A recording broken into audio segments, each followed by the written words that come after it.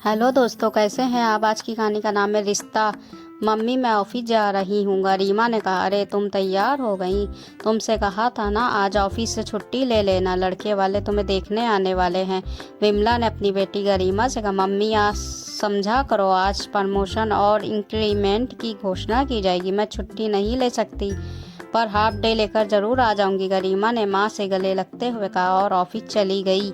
आज वो दिन आ ही गया जिसका गरिमा के परिवार को इंतजार सबका अलग अलग तरह का था। अरे विमला, ईश्वर के सामने अखंड दिया जलाओ। ईश्वर ने चाहा तो आज हमारी बिटिया सीनियर मैनेजर बन जाएगी। गरिमा के पापा जगदीश जी बोले, हाँ, ईश्वर ने चाहा तो आज हमारी बेटी अच्छे घर की बहू भी बन जाएगी। विमला ने बात को आगे बढ़ाते हुए कहा, पिछले 6 महीने में 10 रिश्ते सामने आ चुके हैं, अब जाकर एक से मिलने की राजी हुई है। गरिमा की दादी शारदा जी बोली, ऐसा लगता है जैसे कल ही की बात हो। शादी के 3 साल बाद तक जब मैंने खुशखबरी नहीं सुनाई तो आप चिंतित हो गई थी। इलाज करवाने की सलाह दे दी, मुझे नीम फकीर तक के पास जाने को कह दिया था। आपने ईश्वर की कृपा और डॉक्टरी इलाज से मैंने कंसीव किया और मेरी गर्भावस्था नॉर्मल नहीं थी। पूरे 9 महीने की तरह की समस्याओं से ग्रस्तित रहने लगी थी मैं। पैरों में बहुत ज़्यादा सूजन की वजह से चलना फिरना भी मेरे लिए मुश्किल था। बीपी भी हाई रहता था हमेशा। ऐसे में 7वें महीने में हमारी प्यारी गरिमा का जन्म हुआ। बहुत ही कम वजन था उसका। विमला ने शारदा जी से कहा, हाँ बहू, मुझे आज भी वो दिन याद है। पोती वो कमज़ोर और सांवली रंगत थी, उसे देखकर मुझे ज़रा भी खुशी नहीं हुई थी।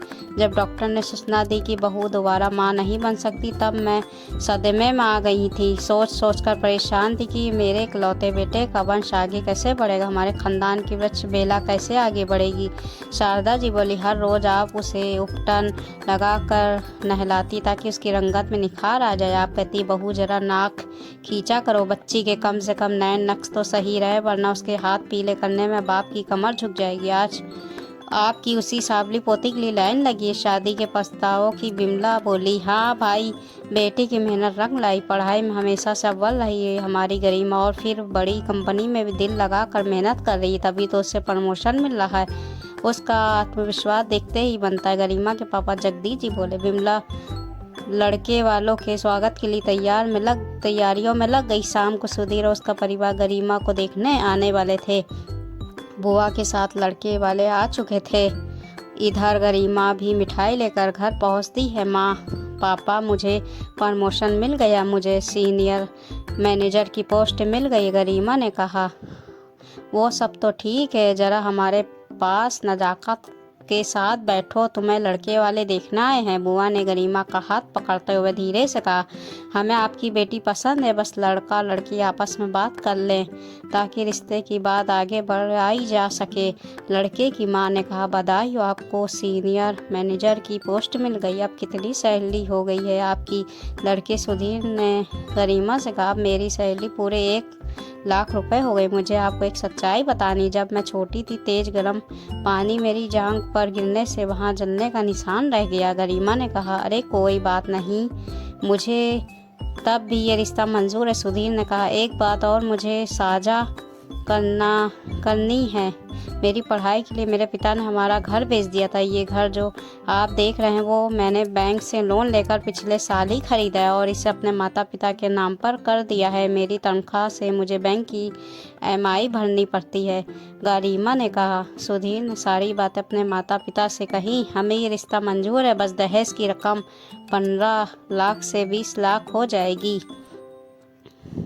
क्योंकि हम आपकी क्षतिग्रस्त बेटी को अपनाने के लिए तैयार है। लड़के के पिता ने कहा, लेकिन मुझे रिश्ता मंजूर नहीं, मुझे पैसों के लोभियों के यहाँ रिश्ता नहीं करना। आप लोगों की जानकारी के लिए बता दूं कि मेरे शरीर पर कोई जले का निशान नहीं है और ना ही कोई मकान के लोन की EMI भरनी है। वो तो मैं आपके लालच का इम्तिहान ले रही थी। आप लोग यहाँ से जा सकते। गरिमा ने आत्मविश्वास के साथ कहा, तो क्या आप लोग बिना कुछ दान दहेज की शादी करने वाले थे? लड़के के पिता ने पूछा।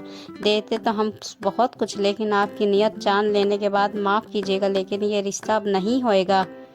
गरिमा के पिता ने कहा। 1 साल बाद उसी पिता ने धूमधाम से अपनी बेटी की शादी एक बहुत अच्छे परिवार में की, जहां लड़के वालों की तरफ से कोई मांग नहीं की गई थी और ना ही उन्हें बहू की तनख्वाह का कोई लालच था। दोस्तों, आजकल लोग दहेज की मांग सीधे तौर पर ना करके गोल गोल घुमा कर करते हैं। दहेज विरोधी कहकर शादी तय करते हैं, फिर तय होने के बाद शादी वाले दिन मांग करते रहते हैं।